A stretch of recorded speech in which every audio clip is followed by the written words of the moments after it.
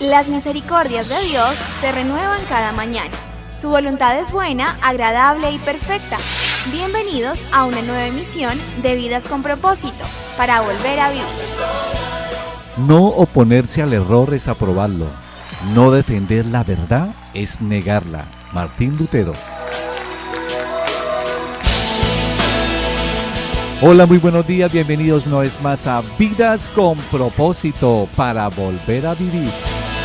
Les saluda Oscar Plata. Hoy continuamos con la nueva serie Falsos Profetas y Falsos Maestros y compartiremos el segundo tema de esta serie: ¿por qué es tan nocivo el Evangelio de la prosperidad? Tú nos creaste con un propósito. Nos acompaña, como de costumbre, Ángelo Becerra, pastor de la comunidad Vida con Propósito, Iglesia de las Asambleas de Dios de Colombia, quien responderá a este tema. Buenos días, Ángelo, bienvenido una vez más. Buenos días, Oscar, y buenos días a nuestra audiencia de Vidas con Propósito, iba a decir de Comunidad Vida con Propósito, bueno, de todos nuestros oyentes que nos escuchan los lunes, los miércoles, ahora los jueves también y los viernes. También nos acompaña Beatriz Cifuentes, líder de la iglesia. Buenos días, Beatriz. Buenos días, Oscar, pastor, buenos días. Y a todos nuestros oyentes, muchas gracias por escucharnos y acompañarnos todas las mañanas aquí en nuestro programa. Y recordarles que usted puede escucharnos por la radio tradicional en el 1020 AM y a través de la internet ingresando al Facebook de Radio Primavera. En la parte izquierda del muro encuentra la opción audio o video en vivo. Estás escuchando Vidas con Propósito, para volver a vivir. Pastor Ángelo, por el programa de hoy el tema de hoy titulado ¿por qué es tan nocivo el Evangelio de la prosperidad? Y también hemos hablado de este tema en otros programas, en otras emisiones. Los oyentes podrían pensar que usted está en total oposición a la prosperidad. ¿Qué les diría a los oyentes que piensan eso? Bueno, para nada, ¿no? De ninguna manera yo estoy en contra de la prosperidad. Lo que sí quiero es que la pongamos en su lugar. Por ejemplo, si a mí me pusieran a escoger entre prosperidad y pobreza, ténganlo por seguro que yo escogeré la prosperidad. Pero si tuviera que escoger entre prosperidad y ser fiel a los principios de la palabra de Dios, pues obviamente que no hay duda que me voy a inclinar por la palabra de Dios. Así que lo que pretendemos con este programa es que miremos la prosperidad desde la óptica divina y que desmantelemos las despiadadas garras del evangelio de la prosperidad que tanto daño le ha hecho a la iglesia. Pastor Ángelo, aunque la prosperidad no es mala en sí misma, ¿por qué debemos cuidarnos de ella? Vea, hablándole a la iglesia de la Odisea, el Señor le dijo así: dices, soy rico, me he enriquecido y no me hace falta nada. Pero no te das cuenta de que el infeliz y miserable, el pobre, ciego y desnudo eres tú. Estas palabras son para mí, para meditar. Cuando uno lee pues el libro de Apocalipsis, se encuentra que hay una conexión directa entre la iglesia de la Odisea y la iglesia cristiana actual, la moderna. Los parecidos entre estas iglesias son milimétricos y asombrosos. Número uno, vea, era una iglesia tibia, no era muy mundana, pero tampoco era muy cristiana, así como la actual. Lejos de gozar de la aprobación divina, estaba a punto de ser vomitada por Dios. Lo tercero que vemos es que los cristianos de la iglesia de la Odisea tenían un falso concepto de sí mismos. Ellos creían que estaban bien. Lo cuarto es que la riqueza material les hacía creer que eran ricos espiritualmente. A veces hacemos esa asociación: estoy bien en mis finanzas, Dios está a mi favor. Número 5, lejos de tener obras de justicia, que significa estar vestido espiritualmente, esta iglesia, la iglesia de la Odisea, estaba completamente desnuda a los ojos de Dios. Número 6, tal era la ceguera espiritual de la iglesia de la Odisea, que no se percataba de su deplorable condición ante Dios. Y número 7, que es lo peor, Jesús estaba afuera de la iglesia, no estaba adentro. Ahí es donde aparece: he aquí yo estoy a la puerta y llamo. ¿Por qué la iglesia de la Odisea no veía o no reconocía su lamentable condición? Vea, Oscar, la respuesta es una sola: ellos gozaban de prosperidad. O sea, esa era la razón por la cual ellos no veían su deplorable condición. Y al verse así, pues a la única conclusión que ellos llegaban es que Dios estaba a favor de ellos. Y lo mismo está pasando con la iglesia moderna. Nunca antes la iglesia cristiana había gozado de tanto crecimiento, de tanta aceptación por parte del mundo. Y entonces cree por eso que es que Dios está a nuestro favor. Pero ¿cómo ha logrado la iglesia tener la prosperidad y cómo ha avanzado la iglesia, cierto? Vean, muchos falsos predicadores han introducido un evangelio que se conoce como el evangelio de la prosperidad.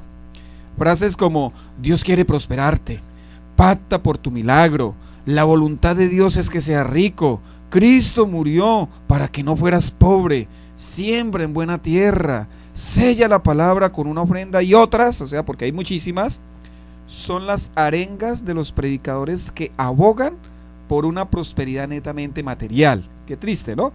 Donde el fin es conseguir y tener la mayor cantidad de bienes, dizque para la gloria de Dios, ¿no? Así lo disfrazan. Lo de sorprender es que muchas personas incautas y que desconocen las escrituras, tristemente han abrazado esa clase de enseñanza, y al igual que la iglesia de la Odisea, lejos de acercarse a Dios, se están apartando cada vez más de Él. Porque uno le enseña esto a alguien que está en una iglesia de ese corte de la prosperidad, se enojan, o sea, no les gusta para nada. Pastor, ¿y qué ha generado entre los no creyentes este evangelio de la prosperidad? Pues tristemente estas formas y métodos con el fin de estimular las dádivas de los creyentes, lo que han hecho, Betty, es que han generado que una gran cantidad de no creyentes califiquen a la mayoría de las iglesias cristianas como lugares donde se les quita el dinero a los incautos. Dicen, uno va allá y le sacan la platica, así literalmente habla la gente. También ha hecho que se tilde a todos los ministros del evangelio, a todos los pastores, como si fueran vividores o como si fueran estafadores que usan la fe como medio de enriquecimiento. Así que por donde se mire, vea, el evangelio y la prosperidad ha sido muy pero muy nocivo dentro y fuera del seno de la iglesia. Por eso es necesario enseñar a la luz de la Biblia cuál es el verdadero evangelio y cómo estos desvíos finalmente llevarán a condenación eterna, estimado oyente, a quienes en su amor al dinero se dejen llevar por estas falsas enseñanzas. Pastor, ¿por qué es tan nocivo el evangelio de la prosperidad? Bueno, ya hemos dicho algunas cosas, ¿no? Vea, al finalizar más profundamente la teología de la prosperidad, se puede dilucidar algunos crasos, grandes, terribles desvíos de la ortodoxia cristiana y que inevitablemente pues apartarán a sus seguidores de la verdad del evangelio genuino. Entre los grandes desvíos yo quiero señalar 6. Número 1, desvío grande del evangelio de la prosperidad: poner a Dios al servicio del hombre. Ahora resulta que Dios está al servicio del hombre y no al revés. Número 2, reducir el evangelio a resolver necesidades meramente terrenales. O sea, el evangelio de la prosperidad se ha dado a la tarea de resolver problemas únicamente de la tierra, que nos lleva a amar más este mundo, ¿no? Por eso la iglesia ya no piensa en que Cristo viene, ¿no? Piensa en que Cristo espere mientras yo sigo y me doy la gran vida. Número 3, incentivar la codicia y el amor a este mundo en lugar de lo eterno. 4, levantar una generación de multitudes simpatizantes con las bondades del evangelio, pero que rechaza las exigencias del mismo. Es que el evangelio no solo es promesas, el evangelio también son deberes, también son mandamientos. Número 5, promover un cristianismo débil e incapaz de soportar las pruebas ineludibles que vienen por causa de la palabra. De eso no habla el evangelio y la prosperidad, que por causa de la palabra vienen pruebas, que por causa de Cristo hay rechazo, hay persecución. De eso no habla el evangelio y la prosperidad. Que por causa de la palabra vienen son bendiciones. Solo bendiciones, bendiciones, y Dios te va a bendecir y todo te saldrá bien. Y número 6, llevar el gran desvío del evangelio de la prosperidad: llevar a multitudes de personas a condenación eterna a causa de haber recibido un evangelio diferente al de las Escrituras. Y el problema es que ha infectado, digámoslo así, a gran parte de la cristiandad moderna. Un gran sector del cristianismo, que triste que sea así, ha abrazado con todas sus fuerzas la teología o el evangelio de la prosperidad. Pastor, profundicemos sobre este mismo tema que de hoy. ¿Por qué es tan nocivo el evangelio de la prosperidad? ¿Por qué es tan dañino este evangelio? Además de lo que se ha expresado, ¿qué otros aspectos lo hace tan dañino y tan peligroso? Bueno, es dañino porque siembra materialismo en los oyentes. Vea como dice Marcos 8, 36 al 37. Porque ¿qué aprovechará el hombre si ganare todo el mundo y perdiere su alma? ¿O qué recompensa dará el hombre por su alma? A mí me encanta que el pastor Sugel Michelén ofrece una muy pero muy completa y sencilla definición de lo que es el Evangelio de la Prosperidad. Él dice así: el Evangelio de la Prosperidad es un movimiento que básicamente predica que Dios quiere que todos sus hijos sean ricos, que todos sus hijos gocen de buena salud y que todos sus hijos sean felices en términos puramente terrenales. ¿Qué es esto? Pues esto es materialismo de pura cepa. O sea, lo que está diciendo Sugel Michelén es el Evangelio de la Prosperidad es materialista de raíz, de tronco, de todo, de fruto. Es materialista. La doctrina de la teología de la prosperidad es espiritual solo en el empaque. O sea, parece, presenta las cosas como con la Biblia, pero realmente no es bíblico. El resto de su contenido solo tiene que ver con esta tierra. En el siglo XIX, predicando a la congregación más grande de toda la cristiandad de su época, Charles Spurgeon dijo lo siguiente: creo que es anticristiano e impío para cualquier cristiano vivir con el objetivo de acumular riquezas. Usted dirá, ¿no se supone que debemos esforzarnos todo lo que podamos por conseguir tanto dinero como podamos? Pudieras hacerlo. No me cabe duda que al hacerlo, usted puede servir a la causa de Dios. Pero lo que dije es que vivir con el objetivo de acumular riquezas es anticristiano. Esas son las palabras del príncipe de los predicadores. Vea, este mensaje dado por Spurgeon ha venido cambiando dramáticamente en los últimos tiempos. De hecho, en la actualidad se enseña justamente lo contrario en la iglesia. Se le dice a la iglesia: debes ser cabeza y no cola, ¿no? Eres hijo del rey y debes vivir como un príncipe, como rey y sacerdote. Esfuérzate por alcanzar tus sueños. Dime el tamaño de tus sueños y te diré el tamaño de tu Dios. Cosas como esas, ¿no? Vea, estas arengas, estas frases, lo único que hacen en los feligreses es despertar su codicia en lugar de despertar una vida piadosa, una vida que quiere agradar a Dios, que está pensando en el cielo, en lo eterno. El Evangelio nos llama a renunciar, no a acumular bienes. No acumular, no a buscar más. Pastor, ¿y cuáles otros mensajes directos o indirectos con que los predicadores hablan de la prosperidad despiertan la codicia en sus feligreses? Vea, Beatriz, con mucha sorpresa yo he notado que en los lugares donde más se honra y se le rinde culto al materialismo y a la avaricia, vea, son los lugares cristianos, son las iglesias cristianas. ¿Qué es lo que dicen directamente o entre líneas los predicadores de la prosperidad? Cosas así como estas: tú tienes que estar bien, tú tienes que vivir en la mejor casa, tú debes tener un mejor vehículo, tú debes darle la mejor educación a tus hijos, tú debes vestirte como un hijo del rey, tú tienes que dejar en alto el nombre de Dios. Cosas como esas, pero por debajo obviamente están levantando codicia. Vea, esas frases lo único que hacen en el corazón del oyente es despertar la ambición. Y ellos no se percatan de que este es un mensaje netamente materialista, que lejos de honrar al Señor, lo único que hace es apartar a las personas del mensaje bíblico del Dios verdadero. Estamos en Vidas con Propósito, en el día 1020 AM de Radio Primavera. ¿Por qué es tan nocivo el Evangelio de la prosperidad? Pastor Ángelo, según la Biblia, ¿la prosperidad tiene que ver solo con la tenencia de bienes materiales? Al leerse el primer libro de la Biblia, su autor relata la vida de José, al cual el escritor bíblico, ¿no? El escritor sagrado, lo califica de próspero Y dice que Jehová lo hacía prosperar, que Jehová hacía prosperar todo en su mano. Esta es una excelente descripción de la prosperidad bíblica, pues aunque los términos de prosperidad son bastante reconfortantes, ¿no?, deseables, pues cualquier lector podría darse cuenta de la situación del patriarca José. Él estaba en condición de esclavo cuando se dice eso, y se lo voy a leer. Génesis 39 del 1 al 3. Llevado pues José a Egipto, Potifar, oficial de Faraón, capitán de la guardia, varón egipcio, lo compró de los ismaelitas que lo habían llevado allá. Mas Jehová estaba con José, y fue varón próspero, y estaba en la casa de su amo el egipcio.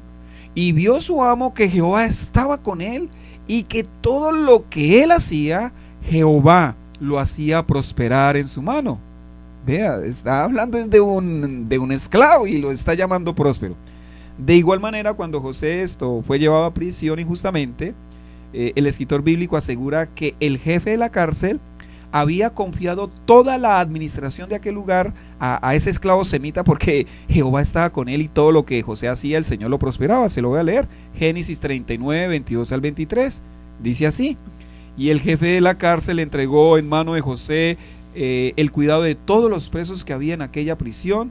Todo lo que se hacía allí, él lo hacía. No necesitaba atender el jefe de la cárcel cosa alguna de las que estaban al cuidado de José, porque Jehová estaba con José, y lo que él hacía, Jehová lo prosperaba. Así que vea, mis amados, la Biblia misma califica a un hombre esclavo y un hombre que al mismo tiempo es prisionero como alguien próspero desde la perspectiva divina. Esto quiere decir que independientemente de la posición social, de la situación legal o el estado económico, una persona puede ser próspera si cuenta con el aval y la presencia de Dios en su vida. Eso es la prosperidad bíblica, contar con el aval y la presencia de Dios en nuestra vida. O sea, usted puede ser un barrendero y puede ser un hombre próspero.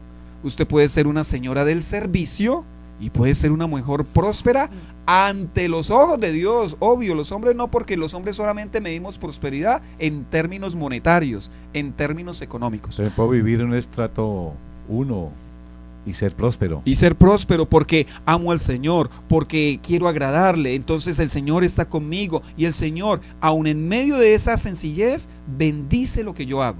Pastor Ángelo, ¿cuál fue la enseñanza del Señor Jesús frente a la actitud del cristiano con respecto al dinero y sus bienes materiales? Vea, frente a la vida material y la vida eterna, vea lo que dice Jesús. Mateo 6, 19 al 34. No acumulen para sí tesoros en la tierra, donde la polilla y el óxido destruyen y donde los ladrones se meten a robar.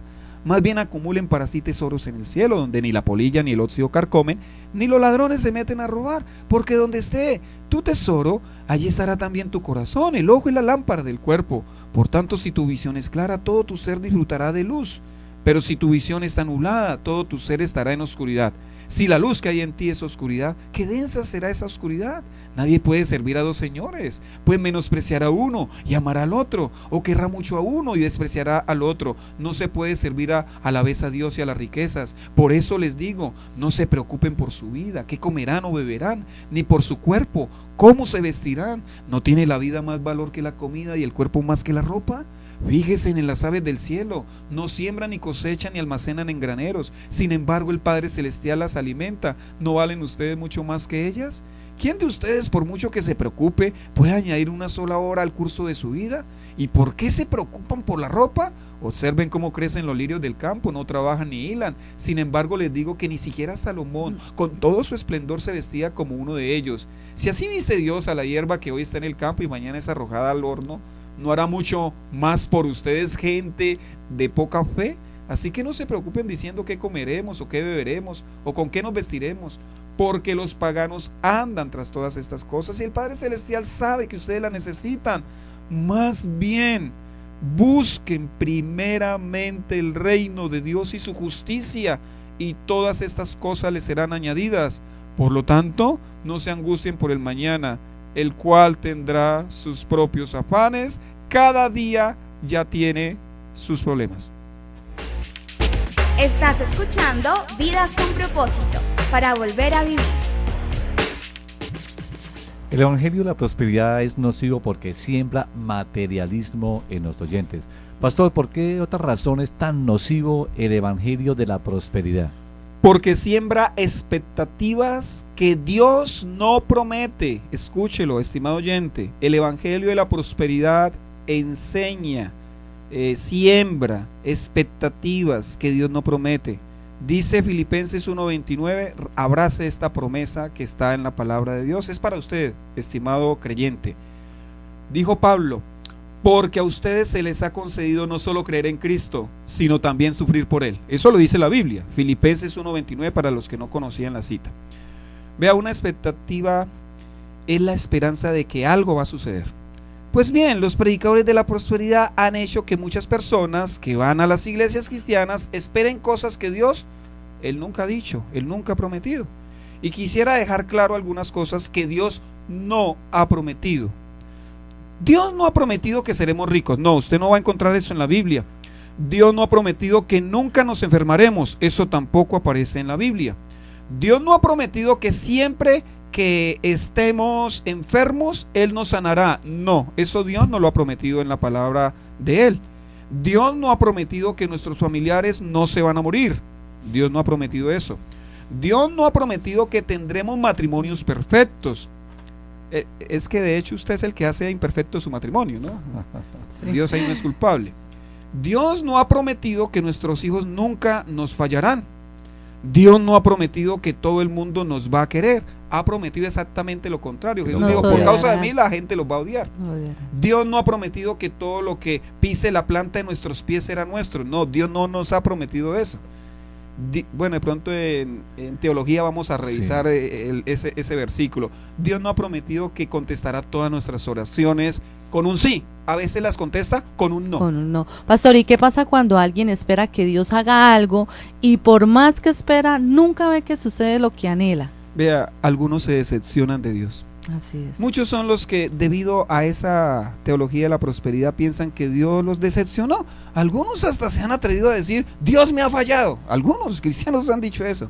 Vea, esta fue la experiencia que tuvo el hermano Pablo Finkenbinder, el de Un mensaje a la conciencia, con una cristiana. Permítame, voy a leer la historia que él nos comenta. Ocurrió en una iglesia cuando acaba de predicar. Después del culto, entre los asistentes que se me acercaron para saludarme, una señora me dijo, hermano Pablo, el Señor me ha fallado. Su declaración me dejó totalmente confundido y respondí, ¿cómo? Ella repitió, el Señor me ha fallado. Jamás creí que escucharía de lo que parecía ser una persona cristiana madura y seria, una creyente en Cristo Jesús, una declaración así. Sentí que era casi una blasfemia. Sin embargo, mis oídos no me engañaban. Le supliqué que me explicara lo que quería decir. Entonces, con suma sinceridad me respondió lo siguiente: hace 2 años un ministro, un profeta de Dios, profetizó que me iba a ocurrir cierto hecho dentro de un periodo de 6 meses. Han pasado ya 2 años y todavía Dios no ha cumplido lo que el profeta me dijo. Esto me dejó tan desconcertado que ni siquiera se me ocurrió preguntarle en qué consistía la profecía. Lo triste del caso no fue solamente su declaración, sino la evidente molestia con que la hizo. Dios, decía ella, le había fallado. Yo inmediatamente le respondí, hermana, ¿sabe usted lo que está diciendo? Esto es lo que yo escucho de sus labios. Y continué tratando de hacerle ver no solamente lo aberrante de su declaración, sino también que era increíblemente dañina y antibíblica. Ese profeta, le dije, que declaró que Dios le había dado una revelación para usted y que le relató lo que él supuestamente le había revelado, no pudo ser un profeta de Dios, ni su profecía pudo venir del Señor. Si hubiera sido la palabra de Dios, la profecía se habría cumplido al pie de la letra. ¿Cómo es que no se le ocurre cuestionar la autoridad del profeta? Sin embargo, a ella le extrañó mi sugerencia de que esa palabra no había provenido de Dios. Eso fue lo que dijo el hermano Pablo Finkenbinder a esta mujer que supuestamente, según ella, Dios le había decepcionado. El próximo miércoles continuaremos con la segunda parte de este tema, así que no se lo pierda aquí en el Dial 1020 AM y por la internet a través de radioprimavera.com. Apreciado oyente, si desea comunicarse con nosotros, puede llamar al teléfono 310-212-4602, 310-212-4602. Gracias por escucharnos. Los esperamos el próximo miércoles y que tengan un día muy feliz.